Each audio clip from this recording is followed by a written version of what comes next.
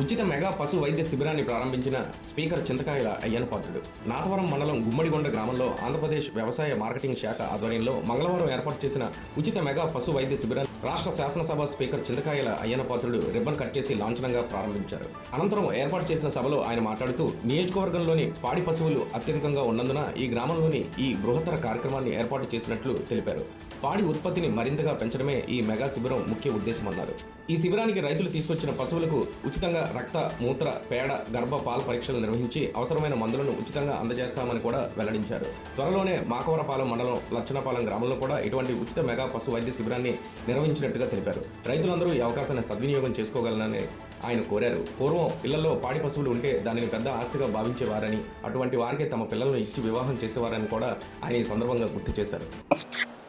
అది వేళ ఈ కార్యక్రమం చాలా ముఖ్యమైన కార్యక్రమం.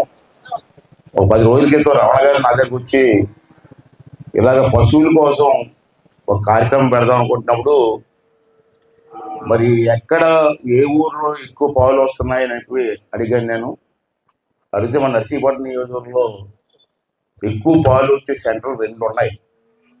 ఒకటి గుమ్మడిగొండ, తర్వాత మాకారపాలెం మండలం లచ్చనపాలెం చేసాం. లచ్చనపాలెం కూడా బ్రహ్మాండంగా రైతులందరూ పశువులు పెంచుతూ ఉంటారు. అలాగే గుమ్మడిగొండలో నాకు తెలిసి ప్రతి వారం మీరు ఇచ్చే పాలు వల్ల 15 లక్షలు అనుకుంటాను. 15 రోజులకి 25 లక్షల రూపాయలు పాల మీద వస్తుంది. రోజులకే గుమ్మడిగొండలో 15 లక్షల రూపాయలు పేమెంట్ అవుతుందంటే అది ఆర్థిక వ్యవస్థ బాగున్నట్టు కదా. మరి మిగతా పల్లెటూళ్ళు ఎందుకు రావట్లేదు? గుమ్మడిగొండలో ఎందుకు వస్తుంది? ఇక్కడ ఉన్న రైతులు కొన్ని శ్రద్ధ అక్కడ లేదు. మళ్ళీ నెక్స్ట్ లచ్చనపాలెంలో ఎందుకు వస్తుంది? అంచేది ఎన్ని కారణాలు ఉన్నాయి. రెండోది ఏంటంటే, ఒక ఆవుని కానీ ఏదైనా కనిపించేప్పుడు మనకు తెలియని జబ్బులు వస్తూ ఉంటాయి. మనం డాక్టర్లు కాదు, మనకు తెలియదు. కానీ రైతులు తెలిసిపోద్ది. ఆవును ఉదయం చూసిన వెంటనే అది నీరసంగా ఉందా లేదా, డల్లగా ఉందా, ఒకసారిగా లేదేంటి అంటే, ఒకసారిగా లేదంటే ఆవు గెద కానీ ఏదో ప్రాబ్లం ఉందని మనకు అర్థం అవుతుంది. దాంట్లో ఆయన చేశారంటే డాక్టర్ గారు డిపార్ట్మెంట్ అందరూ డాక్టర్లు అందరూ వచ్చారు. తర్వాత మార్కెట్ చైర్మన్ గారు వచ్చారు. వాళ్ళందరూ కూర్చొని మాట్లాడిన తర్వాత మంచి మిషనరీ వచ్చింది. ఆ మిషన్ కూడా పశువుల కోసం కూడా వచ్చింది. ఇక మీ పశువులు తీసుకొచ్చేందుకు టెస్టులు కూడా పెట్టించాను నేను.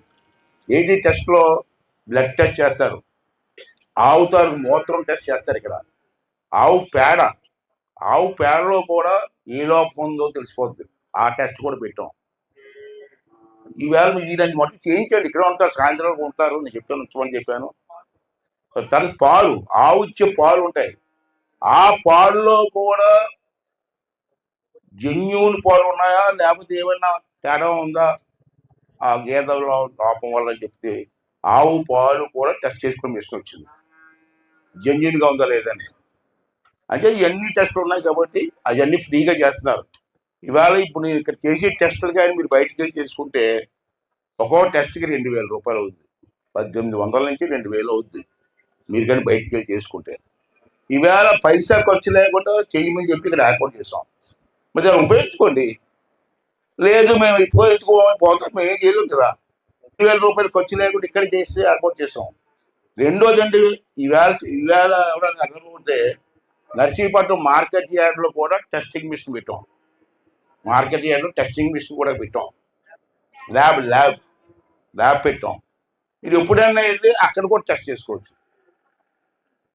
అక్కడ కూడా ఫ్రీయేనా? అక్కడ ఫ్రీయే, పైసా ఖర్చు అవ్వదు. అంటే ఇవన్నీ కూడా ఏర్పాటు చేశాం కాబట్టి దీన్ని రైతులు ఉపయోగించుకోవాలని చెప్పి ఉద్దేశంతో ఈ కార్యక్రమం పెట్టాం. దాన్ని సాధ్యం మట్టుకు ఉపయోగించుకోండి. ఎక్కువ రైతులు పాల కేంద్రం మీద వచ్చిన డబ్బులతో చాలా హ్యాపీగా ఉన్న సందర్భాలు మాకు ఉన్నాయి.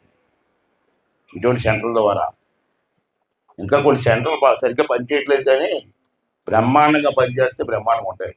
రెండోది ఏంటంటే, ఇంతకుముందు చంద్రబాబు నాయుడు గారి ప్రభుత్వం పూర్వం ఉన్నప్పుడు శైలజ గడ్డని 50% ఇచ్చేవాళ్ళు. ఆ మధ్యలో పాత గవర్నమెంట్ వచ్చిలో ఇవ్వడం మానేశారు. మళ్ళీ మనం చంద్రబాబు గారితో మాట్లాడి శైలజ గడ్డ ఇవ్వాలని చెప్పి నిర్ణయం తీసుకోవడం జరిగింది. అదొకటమ్మా. రెండోది ఏంటంటే, ఈ వ్యవసాయంలో కూడా చాలా మార్పులు వచ్చాయి. నేను వెస్ట్ గోదావరి, ఈస్ట్ గోదావరి, గుంటూరు జిల్లా తిరిగినప్పుడు నేనే ఆశ్చర్యపోయాను. ఈవేళ మనం కూలీలు దొరకట్లేదు వ్యవసాయానికి, చాలా ప్రాబ్లం ఉంది. ఎలాగ ఈ ప్రాబ్లం ఎలాగంటే ఈవేళ మిషన్లు వచ్చాయమ్మా, గొయ్యిలు తీసి మిషన్లు వచ్చాయి.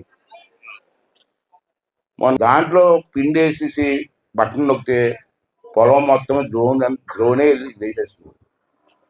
తర్వాత పురుగు పడుతుంది పొలానికి. తెగులు పడినప్పుడు మనం స్ప్రే కొడతాం, భుజాన చేసుకొని ఇలా స్ప్రే కొట్టుకుంటూ వెళ్తాం.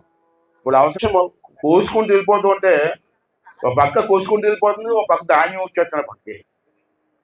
అక్కడే మళ్ళీ కుప్ప పెట్టడం, ధాన్యం నోచడం ఏం లేవు. అటువంటి మిషన్లు వచ్చాయి.